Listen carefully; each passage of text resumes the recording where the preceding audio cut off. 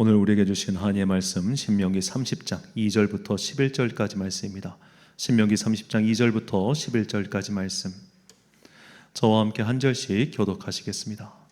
너와 내 자손이 내 하나님 여호와께로 돌아와 내가 오늘 내게 명령한 것을 온전히 따라 마음을 다하고 뜻을 다하여 여호와의 말씀을 청종하면 내 하나님 여호와께서 마음을 돌이키시고 너를 긍휼히 여기사 포로에서 돌아오게 하시되 내 하나님 여호와께서 흩으신 그 모든 백성 중에서 너를 모으시리니 내 쫓겨난 자들이 하늘가에 있을지라도 내 하나님 여호와께서 거기서 너를 모으실 것이며 거기서부터 너를 이끄실 것이라.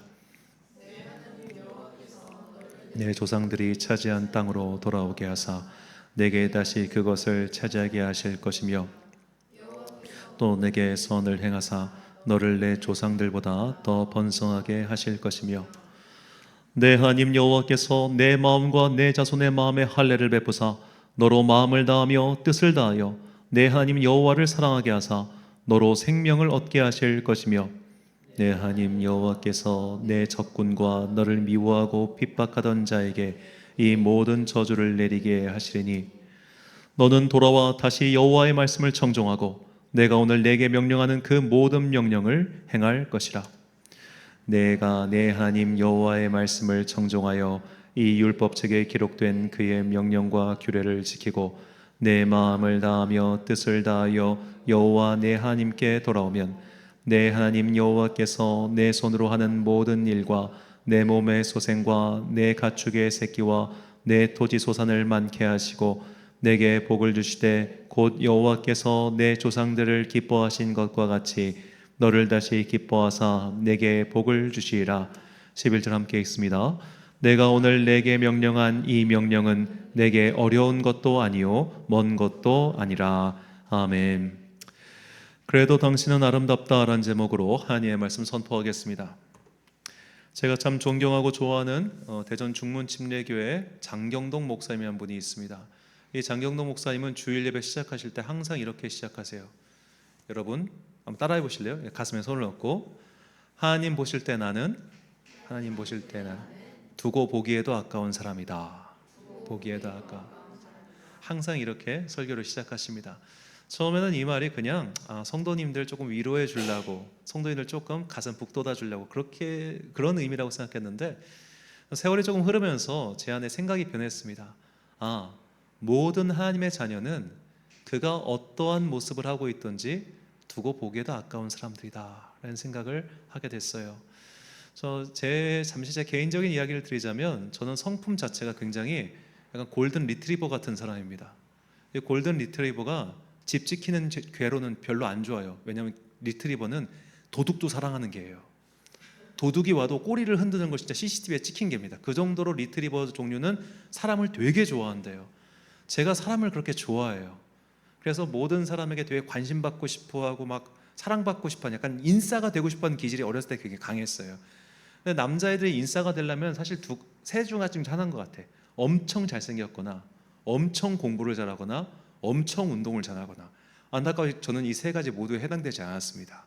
그러다 보니까 되게 뭔가 관심도 좀 끌고 싶고 그러니까 옛날 유재석 같은 존재라고 할 수 있죠. 유재석이 이제 그 대학 시절 되게 쩔이었을 때처럼 막 인기도 좀 얻고 싶고 웃기고도 싶고 관심도 갖고 싶은데 실상은 그게 아닌 거예요. 그래서 그때 제가 어린 마음에 뭘 깨달았냐면 세상은 참 잔혹하다. 나를 있는 모습 그대로 사랑하지 않는다. 내가 무언가를 잘해야만 사람들은 내가 원하는 사랑을 주고 무언가를 잘해야만 이게 오는 세상이구나, 그렇게 생각을 했단 말이에요. 그래서 저는 이 마음이 마치 성경을 볼 때 하나님도 이런 분이 아닐까라는 생각을 하게 됐어요. 내가 신앙생활을 잘하니까 사랑해 주시는 하나님, 내가 이만큼을 드리니까 채워주시는 하나님, 내가 그분을 위해 이만큼을 희생하고 헌신하니까 나에게 무언가를 주시는 하나님, 그런 하나님으로 생각했어요. 그런데 보니까 아니더라는 거예요. 하나님은 그냥 우리를 예뻐하세요. 무언가를 잘하고 못하고 뛰어나고 빼어나서가 아니라 그냥 너는 예뻐, 그냥 너는 참 아름다워 라고 말씀하시는 그런 하나님을 우리는 말씀 속에서 만나게 됩니다. 심지어 그 하나님께서는 정말 세상 사람들이 볼 때 막 손가락질하고 저런 거는 정말 띠리리 해야 돼. 저런 거는 정말 돌마다 빼레레 해야 돼. 모두가 지탄하는 그런 사람일지라도 하나님은 그렇게 안 하신다는 거죠. 이 이야기가, 이 하나님의 마음이 성경 굉장히 초반에 나옵니다. 바로 가인과 아벨 이야기예요. 창세기 4장 14절과 15절 말씀입니다. 주께서 오늘 이 지면에서 나를 쫓아내시온즉 내가 주의 낯을 배웁지 못하리니 내가 땅에서 피하며 유리하는 자가 될지라. 물은 나를 만나는 자마다 나를 죽이겠나이다. 여호와께서 그에게 이르시되 그렇지 아니하다. 가인을 죽이는 자는 벌을 7배나 받으리라 하시고 가인에게 표를 주사 그를 만나는 모든 사람에게서 죽임을 면하게 하시니라. 아멘. 자, 이 짧은 장면에서 우리가 굉장히 많은 걸 발견할 수 있는데 굉장히 꼭 유심해야 될 것이 가인은 회개하지 않았어요. 가인은 하나님께서 그의 잘못을 지적하셨을 때 하나님, 제가 동생 죽인 거 너무 잘못했습니다. 사람을 죽인 것 큰 죄악을 저질렀습니다. 이런 말 한마디도 나오지 않습니다. 하나님, 당신이 나에게 내리시는 벌은 너무 가혹해요. 이 얘기밖에 안 해요. 예전에 제가 올해였던가요, 작년이었던가 정확히 기억이 안 나는데 그 묻지마 범죄를 저지른 어느 되게 젊은 20대가 그 구치소에 가니까 구치소 생활 너무 힘든 거예요. 그래서 법원장한테, 판사한테 탄원서를 낸 게 있어요. 나 너무 힘들고 괴로운데 형량 좀 줄여주세요라고.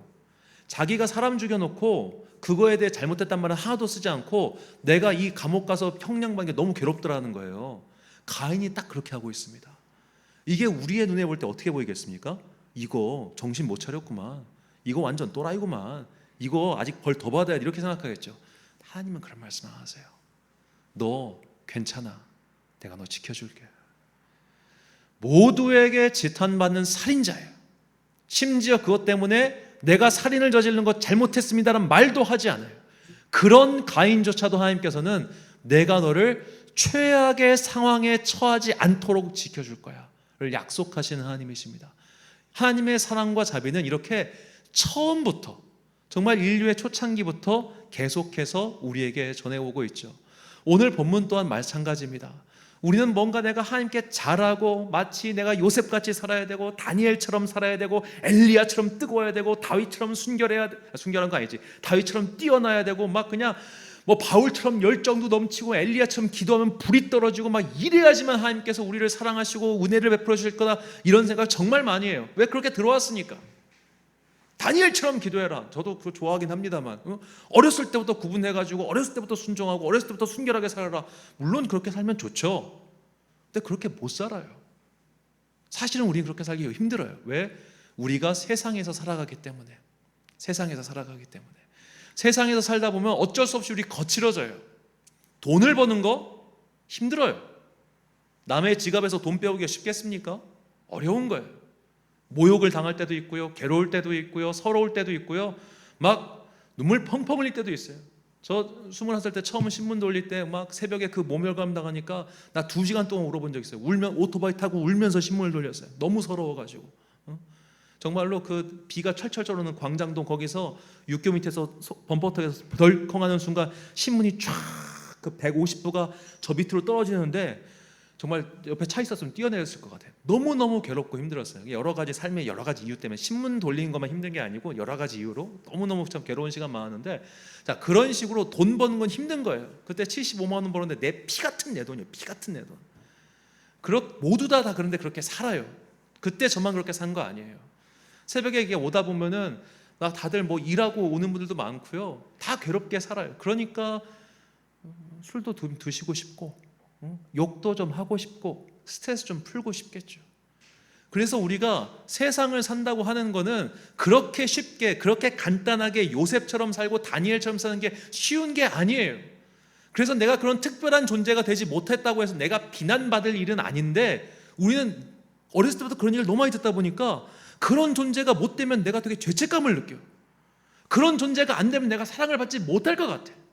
그런데 오늘 본문은 그것이 아님을 우리에게 전해주고 있습니다. 먼저 본문 1절 말씀입니다. 내가 진술한 모든 복과 저주가 내게 임함으로 내가 내 하나님 여호와로부터 쫓겨간 모든 나라 가운데서 이 일이 마음에서 기억이 나거든.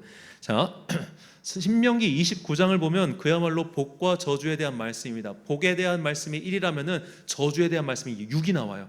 그 정도로 큰 차이가 날 만큼 저주에 대한 말씀이 이만큼 나옵니다. 그런데 이 저주에 대한 말씀을 정말로 그대로 직격탄을 맞을 만큼 너희가 개차반으로 산 거예요. 개차반은 비속어가 아닙니다. 엉망진창으로 산 거예요. 그렇게 엉망진창으로 살았기 때문에 지금 모세가 가정하기를 너희가 이렇게 엉망진창으로 살면 너희는 분명히 약속받은 땅에서 쫓겨나가지고 저 흩어지게 될 거야. 우리의 현실로 비유하자면 집에서 잘 살고 있었는데 가압류 딱지가 붙어가지고 하루아침에 그냥 다 뿔뿔이 흩어진 거예요. 누구는 할머니 집 가고 누구는 삼촌네 집 가고 이런 식으로 뿔뿔이 흩어져 살던 그런 신세가 된 거예요. 자, 그런 지경에 처했는데 그 지경에 처한 원인이 뭐예요? 내가 잘못 살아서 그런 거 아니에요. 내가 잘못 살아서 순전한 내 인생의 과오 때문에. 그러니까 이게 있죠. 우리가 운이 따라주지 않아서 망하는 경우가 있어요. 그렇죠? 운이 열심히 했지만 운이 안 따라주면 망해요. 우리 그런 거 인생에서 정말 많이 경험합니다. 내가 아무리 운칠기삼이란 말은 정말 너무나 지혜로운 말이에요. 아무리 열심히 해도 안 되는 게 있어요. 안 될 땐 안 돼. 시류라는 것도 있고 여러 가지가 다 있으니까. 자, 너 이런 얘기가 너무 길어지니까. 자, 그런데 반대로 내가 열심히 안 했기 때문에, 잘못 살았기 때문에 그냥 당하는 것도 분명히 있단 말이에요. 잘못 살았기 때문에. 오늘 본문은 너희가 잘못 살아서 이렇게 망하게 됐을 때를 얘기하는 거예요.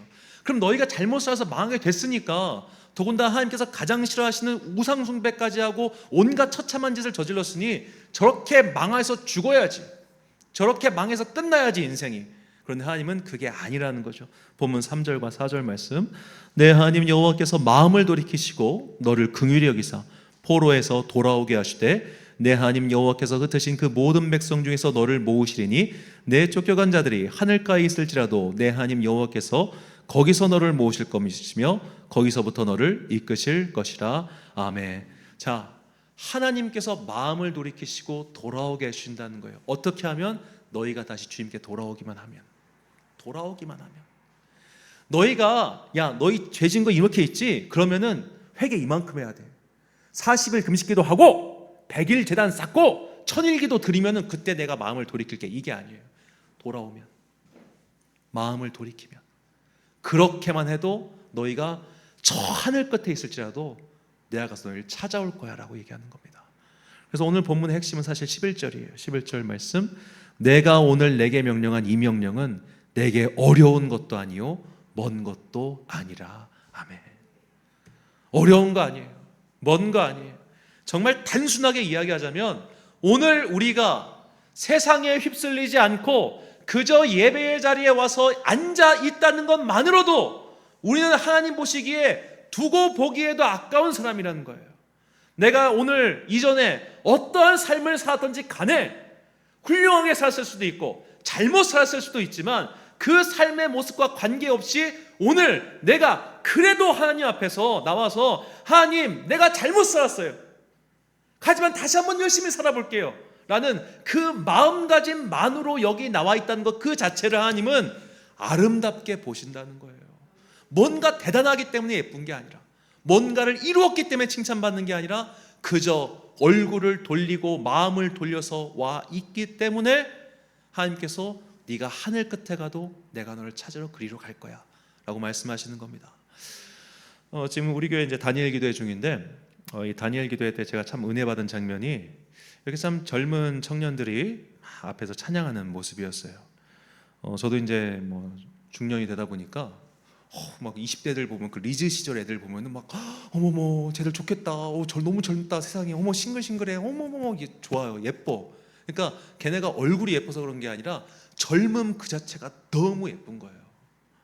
그런데 여러분 한번 생각을 해보십시오. 그럼 여기 나온 이 아이들이 집에 가면 어떻게 될까요? 집에 가서도 하나님 오늘 기도해서 너무 은혜 받았어요, 감사합니다 이럴까? 아니면 집에 가자마자 내 눈앞에 펼쳐진 현실 때문에 안 되겠다 하고 깡소주를 까서 마실까요? 우리는 그 친구들이 집에 갔을 때 어떤 현실을 마주하는지 몰라요. 기도의 다음날 학교에 가고 혹은 직장에 갔을 때 어제까지 나를 괴롭히던 그 직장 동료가 내가 기도에 한번 다녀왔다고 해서 친절해지겠습니까? 아니요. 내 현실은 변하지 않아요. 어쩌면 이 사람들도 정말 그 기도회 앞에 찬양팀에 서 있던 그 모습은 너무나 참 아름답고 은혜롭지만 현실은 시궁창일 수 있어요. 집에 돌아가니까 알코올 중독자 아버지가 있을 수도 있고, 집에 들어가니까 나를 폭력하고 때리는, 괴롭히는 가족이 있을 수도 있어요. 우리는 현실은 몰라요. 하지만 그 자리에 나와 있는 그 모습 자체가 아름다운 거예요. 우리도 마찬가지입니다. 내가 무언가 대단하고, 내가 무언가 거룩하고, 남들이 볼 때 정말 너무나 하얗고 순결한 삶을 살기 때문에 하나님께서 나를 어여삐 여기시는 것이 아니라, 오늘 이후로 나의 삶은 다시 또 막 온갖 더러운 것, 추잡한 것이 묻고 악한 때가 묻을 수 있어요. 그래도 내가 하나님의 자녀라는 그 이유 하나만으로 하나님은 우리를 어여삐 여겨주신다는 겁니다. 잘나서가 아니라 그저 너 그 자체로 예뻐하신다는 거예요. 이 비유가 예수님께서 말씀하신 천국잔치 비유에 나옵니다. 마태복음 22장 8절부터 10절까지 말씀. 이에 종들이 이르되 혼인잔치는 준비되었으나 청한 사람들은 합당하지 아니하니 내거리 길에 가서 사람을 만나는 대로 혼인잔치에 청하여 오라 한데 종들이 길에 나가 악한 자나 선한 자나 만나는 대로 모두 데려오니 혼인잔치에 손님이 가득한지라. 자, 이 혼인잔치 비유는 사실 천국에 대한 비유입니다. 그런데 10절에 보니까 악한 자나 선한 자나 만나는 대로 모두 데려왔다고 나옵니다. 천국에 악한 자가 들어갔대요. 그냥 다 들어갔다는 거예요, 천국에. 이게 뭔 말이야? 악하게 살아도 천국에 들어갈 수 있는 거야? 우리가 이런 생각하기 쉬운데 여기 왔다가 쫓겨난 사람이 있어요. 어떤 사람이 쫓겨나는가? 11절과 12절 말씀. 임금이 손님들을 보러 들어올새 거기서 예복을 입지 않은 한 사람을 보고 이르되 친구여 어찌하여 예복을 입지 않고 여기 들어왔느냐 하니 그가 아무 말도 못하거늘. 예복은 무엇을 상징합니까? 예수 그리스도의 보혈로 거듭난 것을 상징합니다. 예수 그리스도의 구원, 이것의 구원의 예복을 입었느냐? 네가 구원의 예복을 입었으면 네가 선한 자든 악한 자든 관계없어. 넌 천국에 들어올 수 있어. 그러나 네가 이 예복을 입지 않았으면 네가 아무리 선한 자든 네가 아무리 훌륭한 자든 여기 못 들어와. 이겁니다. 하나님께서 우리를 어여삐 여기시고 우리를 아름답게 여기시는 그 결정적 기준은 내가 구원받은 하나님의 자녀냐 아니냐예요. 세상에서 박수를 받느냐 아니냐, 잘생겼냐 못생겼냐가 아니라 구원받은 하나님의 백성이냐 아니냐, 그것뿐입니다. 그래서 우리가 요한일서를 보면 용서받지 못하는 죄가 하나 있어요. 결코 용서받지 못할 죄. 그게 뭐냐? 이단과 사이비에 빠지는 죄입니다. 그게 왜 용서받지 못할까요? 그들은 용서를 빌지 않으니까. 이단과 사이비에 빠진 사람은 용서를 빌지 않습니다. 우리를 글로 데리고 오려고 하지. 그렇죠? 그러니까 그들은 회개하지 않기 때문에 용서를 못 받는 거예요. 회개할 마음조차 없으니까. 자, 우리가 오늘도 그리고 앞으로도 정말로 성경에 나왔던 혹은 우리가 많이 들었던 그 성경의 위대한 인물들과 같은 삶을 살면 좋겠지요. 누군들 바울처럼 뜨겁게 살고 싶지 않겠어요. 그러니까 옛날에 우리가 불렀던 복음성가처럼 예수님처럼 바울처럼 그렇게 살 수는 없을까? 없어요. 못 살아요. 아쉽지만 우리는 내일도 입에 욕을 달 거예요. 아침에 그냥 제가 저희 어머니가 이 설교를 듣다 보니까 참 어머니 예를 듣기가 되게 어려운데 괴롭다 진짜. 근데 저희 어머니가 이제 아들 둘을 키우다 보니까 저희 어머니는 아들 낳기 전에 이렇게 생각하셨대요. 여러분 일어나세요. 좋은 아침이에요. 어서 밥 먹고 학교 가야죠. 이렇게 키우실 줄 알았대요. 말도 안 되는 소리지. 그런 일은 없어. 그런 일은 없어. 다들 이상과 현실은 이만큼 차이가 나잖아요. 그 3살 때 4살 때까지 그렇게 예뻤던 그것이 내 속을 요지간히로 뒤집어 놓을 줄 누가 알았겠어. 응? 진짜 막 다양한 아이들이 있어요. 다양한 아이들이. 그걸 아무도 모르잖아요. 자, 우리는 그렇게 무언가를 잘해야 좋아하고 무언가를 이루어야만 인정받고 그러면서 막 이루지 못하는 나를 보고 괴로워해요. 나는 왜 이럴까? 나는 왜 이것도 못할까? 쟤는 저렇게 잘생기고 쟤는 저렇게 공부도 잘하고 쟤는 저렇게 잘 나가는데 나는 왜 이럴까? 서로 비교하면서 막 자기를 스스로 괴롭힌다고. 스스로 괴롭혀. 나를 못되게 만들어요. 나 스스로가. 하나님은 우리에게 그걸 요구하지 않으세요. 성경은 한 번도 너 왜 바울처럼 못 살았니?